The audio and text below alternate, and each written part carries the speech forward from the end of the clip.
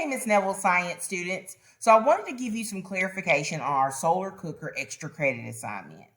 There's going to be, here's some questions that you may have right now that I can answer for you. Any questions that I don't answer through this video, please contact me through a remind or email or by text. So when will you be building this solar cooker? When will you have the opportunity to get this extra credit? It's going to be on Thursday, October 29th, in a Teams meeting.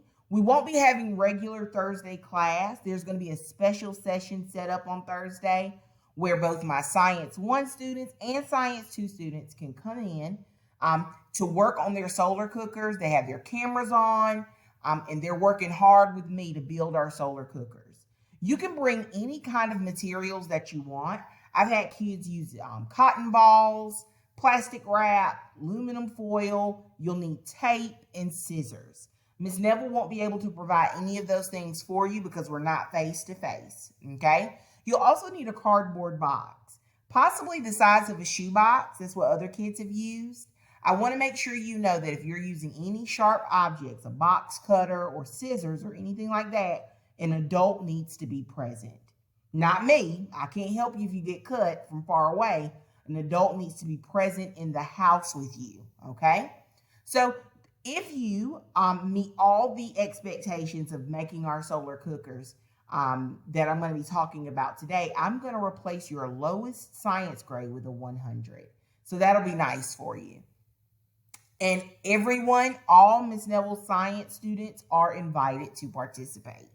So how do I get that free 100? Is it just showing up and building a solar cooker? Nope. What we'll have to do, guys, you're also going to be in charge of building something called a schematic design, and you'll be turning that in to me through Schoology. So a schematic design is almost like a blueprint where it tells me exactly how you're going to build your solar cooker. So your schematic design is made up of two parts. On the left side of your schematic design, you measure the length and the width of your solar cooker, or length, width, and height, of your solar cooker. You write that down here on the side where it says detailed sketch. Now you're going to be drawing this in your science notebook. There's not a worksheet for you to complete and turn back into me.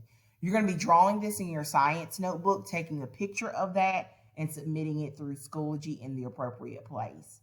You're also going to list the materials that you want to use, that you're using to build your solar cooker on the left side under the detailed sketch part, and you're going to be drawing a picture of what you want your solar cooker to look like. Make sure you label all of your parts. So where you're using plastic wrap, you'll label it. Where you're using cotton balls, if you choose to use cotton balls, you'll be labeling it. Aluminum foil, any cuts or anything you do in your box, you'll need to make sure you draw those things in as well. On the right side is the anticipated function. This is the written part of your schematic design. Here, you're going to explain where conduction, convection, and radiation are happening in your solar cooker, because all three of those heat transfers are happening on this solar cooker. You need to be able to correctly tell me where they're happening, and you'll need to explain how you used an insulator or conductor in your cooker. I hope this helps. All of this will be due on Friday, the end of this week, okay? So make sure you get those answers in. Thanks, guys. Email me if you have questions.